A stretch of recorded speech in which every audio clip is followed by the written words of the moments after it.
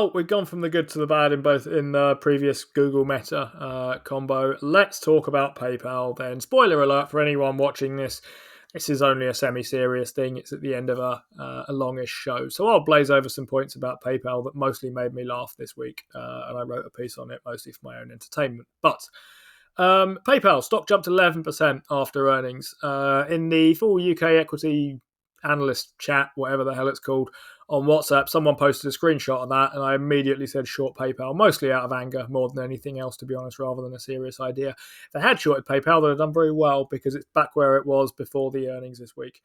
So what was the big thing that moved this stock higher, and why did it come back down again? Well, they've announced a deal with OpenAI, like just about everybody, as far as I can tell, and like just about everybody, their stock went meaningfully higher as a result, which is a good thing.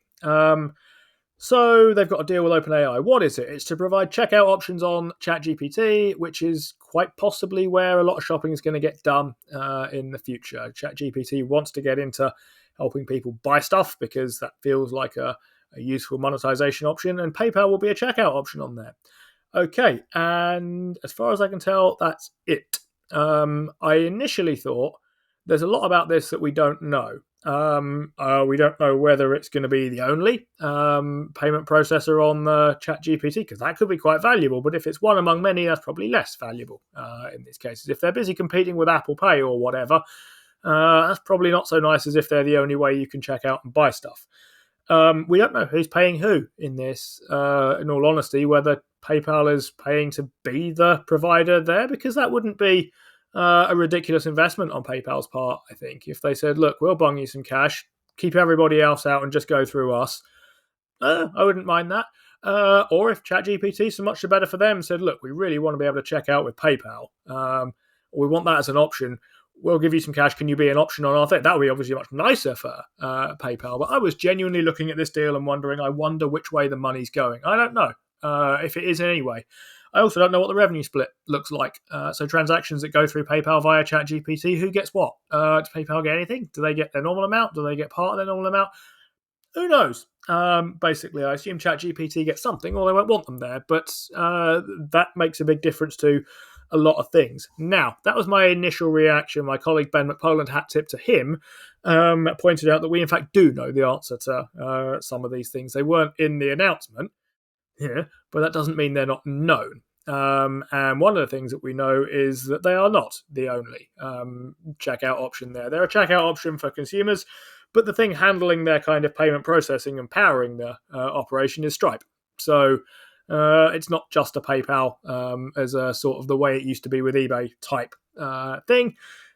Stripe is heavily involved in this as well. So that seems like maybe less attractive than it might have been, or a limiting factor on the attraction. And my suspicion is when the market realised that actually we don't know any of these things or even what it means, stock gradually kind of crept its way back down, because there is currently a kind of knee-jerk reaction to OpenAI somehow. And then we gradually look more closely and work out the details. And sometimes these things are as good as they look, and sometimes they're not as good as they look. And this one, doesn't really look anything, so I can't really tell. Apart from that, results were fine. They were decent enough. The total payment volume up 8%, revenues up 7%, operating income up 9%, free cash flows of 1.7 billion. They returned 1.5 billion by buybacks. And that takes them up to 5.7 billion that they've returned over the last 12 months. Congratulations to them. By the way, Alex Chris said an awful lot about trusted, blah, blah, fraud protection, blah, blah. Very good at this. Important trusted fraud protection again and again and again in the release on the ChatGPT thing. And okay, fair enough to him. They're not the only fraud protection payment processor that we can think of. They shouldn't be the only one you can think of either. But anyway, so let's talk about their kind of free cash flows, because that's a number that seems to catch everyone's attention. They trade at about 13 times free cash flows, I think, and that doesn't seem like a very big number, and they buy back quite a lot of stock as well. But as I sort of flagged earlier this week, over the last 10 years, if you add up their free cash flows, they've made about 46 billion in free cash flow. That's quite a lot, by the way, in the context of a 67 and a bit billion market cap and an enterprise value. It's actually pretty similar because they're not heavily levered on their balance sheet. You should be a bit wary of that balance sheet. I'll come back to why in a moment. So the question then is, we made 46 billion in free cash over the last 10 years. And I asked the question of, where's it all gone? because it hasn't gone out in dividends. So that's none of it. You could say if they'd returned all their free cash flow to shareholders, then fair enough. Then they've had a dividend, they've had the cash, their problem to do what they want with it. But that's none of it. So that 46 billion. So we're still looking for 46 billion. They've held it in the company, that means, and their book value has gone up as a result. So that part of it, that's 12 billion that it's gone up by. So, okay, that's 12 of your 46 billion is still sat on the balance sheet for whatever reason, no problem, but that's at least where it is. They've also done some buybacks. They've bought back about 15% of their stock. Their share count is down by about that much over the last 10 years. So at today's prices, that's sort of just north of 12 billion, maybe, which takes you to sort of 24 billion. That leaves you with 12 billion. I don't entirely know. 22 billion. I'm not entirely sure where that is because part of it is stock-based comp. So as fast as they're buying back shares, they then chuck them back out again, which is why, by the way, they don't have any debt on their balance sheet because they keep using stock for everything. And you don't need to borrow any money if you just use stock all the time. And that means that they've offset about most of their buyback, or their 11.2 billion of their free cash flow has been gone offsetting stock-based comp. And that leaves you with another 10. I honestly don't know where it is right now, or slightly more than 10. I don't know where it is right now. My suspicion is what happened if they did share buybacks at a much higher level than they currently are. So they bought in their stock at a high level and they're now trading at a lower level, which means they've paid basically underwater on their share buybacks, which is not amazing. So if you look at PayPal's free cash flow number and you say, wow, look, it trades at 13 times free cash flows or whatever it is, well, since half of it goes missing every 10 years, not in like a fraudy way, by the way. I'm not suggesting there's anything underhand going on here at the moment. But since half of it appears to just sort of get wasted in some fashion, you should probably consider thinking about that as a bit of a higher multiple here. And if you think of it of about 26 times free cash flows, it's probably a bit more accurate. And well, if you still think it looks like a bargain at that level, have at it. I don't, and I certainly don't think it's as straightforward as looking at this for 13 times free cash flows. Over to you, Steve. There's, well, lots to talk about there, including my usual complaints about looking at this thing on a price to free cash flow basis on the ground that it churns out cash or whatever. It does churn out cash. It also churns out equity. And then it uses that cash to offset that equity, and the net result is we are where we started. But over to you. My guess, Steve, to your bit there, just before you said it, was the stock's down 64% over the last 5 years. I bet it's somewhere in there, and I'd imagine that's where it was. Imagine holding this thing for 5 years and being 63.5% in the hole. But it's the 4-year people that I feel most sorry for, Steve, because they're down 75%. It's been an awful stock to hold since about 2022. It got down to the sort of 72s. We're now 67, so you could theoretically, even if you missed that huge gap down in 2021 through 2022, you could be still down on it if you held it for 3 years. So there's no real sort of period of looking at this stock where you think to yourself, oh, that looks great. And the reason is because of what we described earlier, that Adyen has come and ate its lunch, and then what was left of its lunch, Stripe's taken a huge bite of it as well.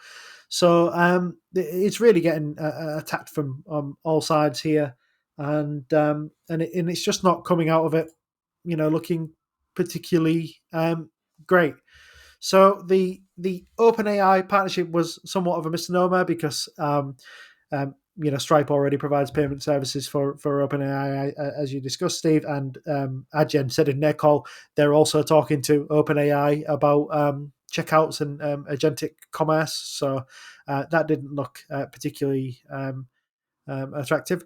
The thing, Steve, that will look particularly attractive is the dividend from PayPal.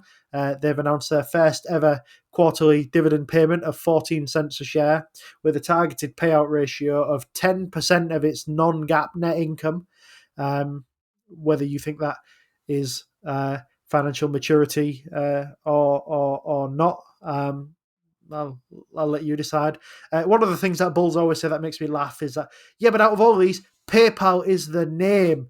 That's the one that that people like. They trust the PayPal name. They know it. And then for years after, people saying that Braintree, which is their unbranded checkout, far outstripped it in growth and was basically the only thing keeping PayPal growing.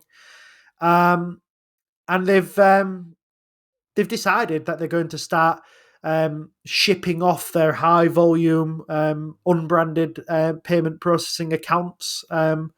They've mainly because in an effort to try and keep up with Adyen's pricing, they've managed to make high volume unbranded payment processing unprofitable for them.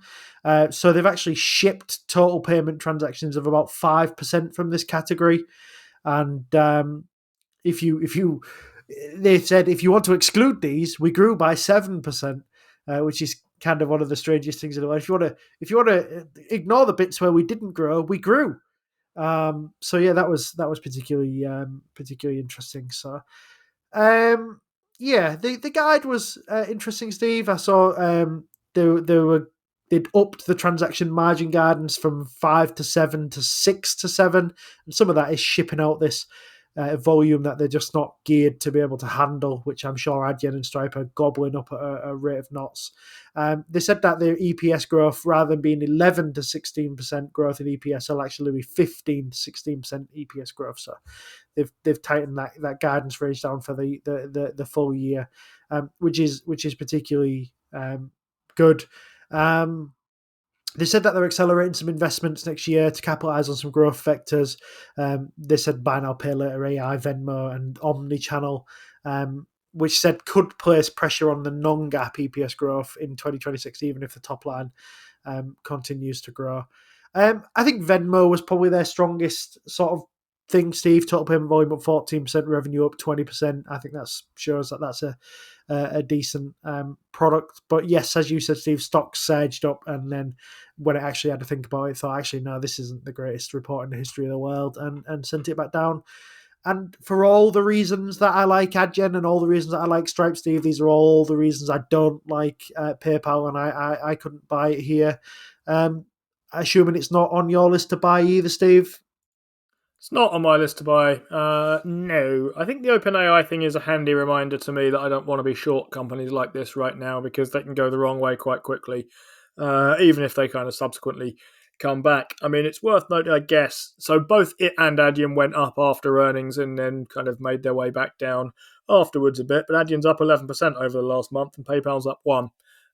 So to some extent for Adyen, you might consider that share price increase pulled forward. PayPal's case wasn't a share price increase here. So, yeah, not a huge amount that really attracts me to this stock right now. I mean, I sort of think it's probably fine. I don't think it's terrible, but I really don't want to buy it. And I resent, this is mostly a therapy session for me here, I resent people telling me it's cheap because it trades at a low free cash flow multiple.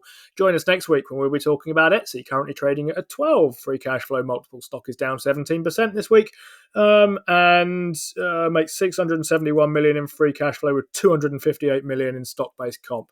Imagine what I think about that right now. I actually think more of it than I do of PayPal, but not an awful lot, to be honest. So, yeah, no, I am not interested in PayPal right now.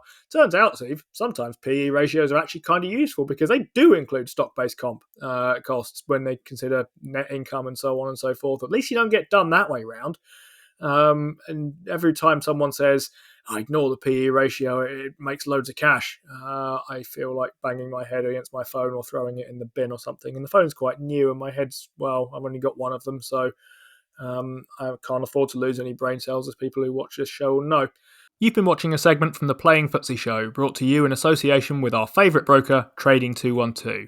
For the full version of the show, check us out on Spotify, Apple, or wherever you get your podcasts.